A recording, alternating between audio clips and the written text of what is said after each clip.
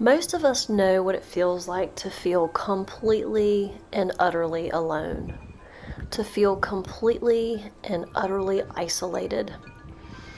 This feeling can be debilitating. And sometimes there's something that can trigger it. Maybe somebody says something that hurts our feelings or does something that hurts our feelings. Other times, absolutely nothing has happened at all. Life is good, but all of a sudden that rug gets pulled out from underneath us and we feel completely and utterly alone, completely and utterly isolated. We can be in a room chock full of people and we can feel completely hollowed out inside. There's three things that I want to bring to your attention. And the first thing is that this feeling of being alone, this feeling of isolation, is a completely normal human experience. Each one of us has experienced this deep feeling of loneliness and isolation, some of us more than others. But the second thing we need to realize is we cannot be alone. It's just not possible. We are connected in ways that we cannot even fathom. For those of you who are parents out there, you know that you would never abandon your child. The same way God would never abandon us. So how, when we find ourselves in the depths of hell, feeling completely and utterly alone, completely isolated, feeling as if the whole world is against us, how do we shift out of this mindset? We do this through the ancient practice of yoga. Yoga has been around for thousands of years, and there's a good reason why. It shifts us out of the mind, the thoughts, and it shifts us into an experience of what we call our true self or our true nature. And that is the experience of being connected, of being with God, of being a part of something that cannot be separated from us. The experience of being connected, of being with God, is much more powerful than thoughts of loneliness and thoughts of isolation. Here's the key. It is our choice to shift from the thoughts into an experience. And all we have to do is decide that we're going to practice. We're going to move into our yoga practice and allow ourselves to shift out of the thoughts and into an experience of feeling connected and whole.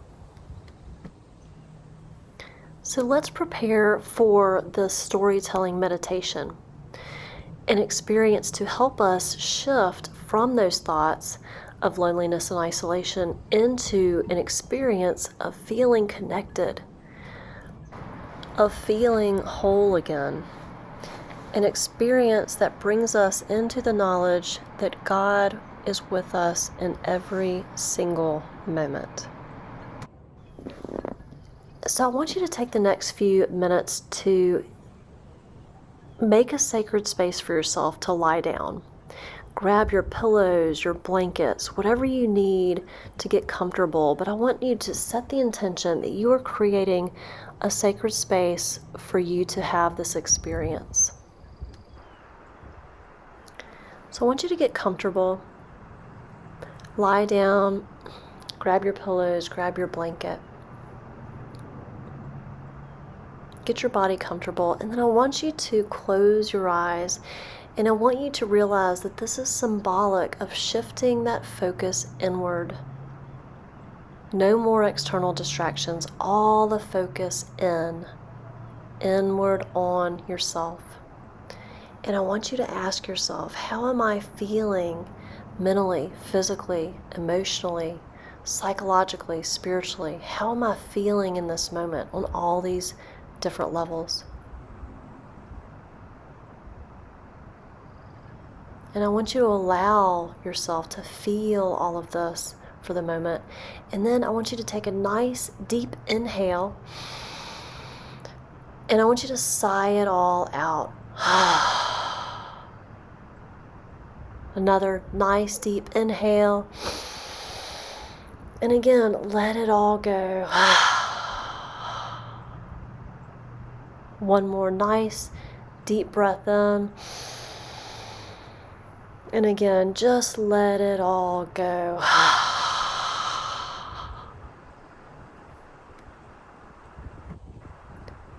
Now I want to share the story of Santosh and Krishna that my teacher shared with us. Now Krishna is God and Santosh is a man. And Santosh had the honor of walking with Krishna from time to time. And Santosh had heard that Krishna could show whoever he granted the Maya, the illusion. He could show you the glimpse behind what life is all about. What's the purpose? What's the point? He could give you a little glimpse behind the curtain and show you what the illusion was all about. So Santosh built up the courage to ask Krishna, Krishna, could you please show me the Maya? Could you please show me the illusion of life? Show me what this is all about. What's the point? What's the purpose? Why am I here? And Krishna says, oh, I'm sorry, Santosh, I cannot show you the Maya. I would love to, but I just cannot show you the Maya. And Santosh got his feelings a little bit hurt, and he says, oh, Krishna, please, just, come on, just show me the Maya. I can handle it, I promise. Show me the Maya. And Krishna says, no, Santosh, I'm sorry, I cannot show you the Maya. You're not ready, it would be too much for you. And Santosh says, okay. And so they kept walking through the woods, and they kept walking, and a little bit later, Santosh, please, Krishna, please. Nope, Santosh. All right. Maybe, please, Krishna, would you just consider it? No, Santosh, that's enough. I'm not going to show you the Maya. So they kept walking, and they came upon a riverbank. And the river was fairly wide, and it was fairly rushing water. It was a pretty dangerous current. And Santosh looks at Krishna, and Krishna looks at Santosh, and they know they have to get to the other side. And Krishna says, I got you, Santosh. I'm God. I've got you. No problem. Hold my hand. We'll swim together, and I'll get you to the other side. And Santosh says, okay. So they start stepping into the water, and Krishna holds out his hand, and Santosh reaches out and places his hand in his, and he looks at Krishna one more time, and he says, Krishna, would you please, before we wade into this dangerous water, would you please just show me the Maya? Please, I would just want to know. I just want to catch a glimpse of why am I here? What is it all for? What's the purpose? And Krishna says, I'm sorry, Santosh, but I've got you. So they wade into the water, and they start getting deeper and deeper until they get to where the current starts to sweep them out, and they start to swim, and Santosh is just swimming, trying to get to the other side. He's pretty out of breath. It's a much worse current than he ever thought it possible. And he realizes that he's no longer has Krishna's hand. He doesn't know if he's going to make it, and he just keeps swimming, determined to get to the other side. And finally he makes it to the other side, and he grabs onto some rocks on the other side, and he's out of breath, and he's panting, and he's looking around for Krishna, and he doesn't see him anywhere, but he's not worried. It's God, so he knows he's going to be fine. But he waits there for a little while, and he catches his breath, and still no Krishna. So he climbs up to the other side of the riverbank and sits on the riverbank for a while and waits and waits. Doesn't see Krishna come up, doesn't see Krishna anywhere. And so he makes a little camp on the riverbank, and he waits. And he waits for a few nights, and he starts to get hungry, and Krishna's not there. and he starts to get a little sad, and he's hungry, so he knows he has to go get something to eat. So he walks to the nearby village and get something to eat, get some supplies, and goes back to the edge of the riverbank, and he camps out and waits. He knows Krishna's God, he knows he's fine, but he just doesn't know why he didn't come up on the other side of the riverbank with him. And after a while, he realizes that maybe he's just not going to come. Maybe that was his time with Krishna, and he should be grateful for it, and then just, keep moving on, and maybe Krishna's, speaking and walking with someone else now. So he goes back to that nearby village, and he meets some people, and he starts to, maybe set up a life for himself, and he meets someone, and he falls in love, and he marries her, and they have children together, and they raise these children in this beautiful village, and with lots of community and family around. And years and years and years pass, and he's happy, and he's fulfilled, and he's joyful, and he gets to the end of his days, and he's on his deathbed, and his family is surrounding him, his wife and his lovely children and the community. They're all there, and they are chanting, and they are praying, and they are holding his hand, and they are completely, fully present for Santosh in his last moments. And Santosh looks around, and he feels how blessed, how grateful he is for this experience, for the love and the relationship with his wife, for the love and the care he has had for these children. And he takes his last inhale, and then he takes his last exhale. And then he inhales, and he is there on the other side of the riverbank. And Krishna is there holding his hand, and Krishna looks at him and he says, "So what did you think?"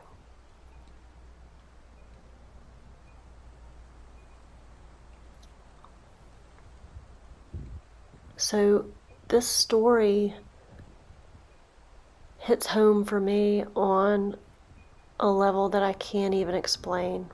And I hope it does for you too. God never leaves us. He never leaves us. He is here with us in every single solitary moment. He would not leave us ever.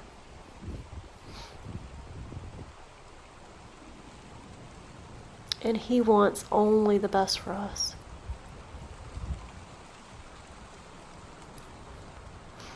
Now I want to share a poem, The Footprints Prayer, by Carolyn Joyce Carty. One night I had a dream. I dreamed I was walking along the beach with the Lord, and across the sky flashed scenes from my life. For each scene I noticed 2 sets of footprints in the sand. One belonged to me, and the other to the Lord. When the last scene of my life flashed before us, I looked back at the footprints in the sand. I noticed that many times along the path of my life, there was only one set of footprints. I also noticed that it happened at the very lowest and saddest times in my life. This really bothered me, and I questioned the Lord about it. Lord, you said that once I decided to follow you, you would walk with me all the way.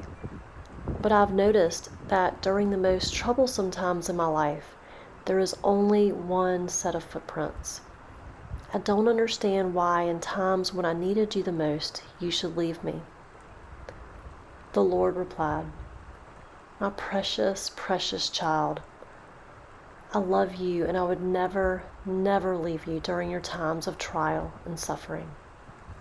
When you saw only one set of footprints, it was then that I carried you."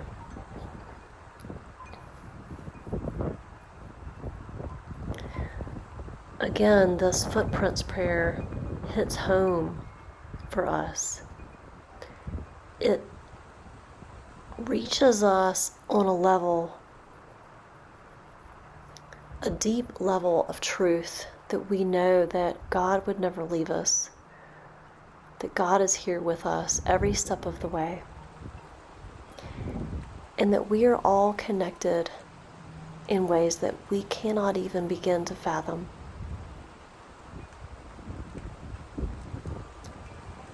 Allow this feeling of connection, this knowledge, this deep knowledge that God is with us, will not ever leave us, resonate with every fiber of your being.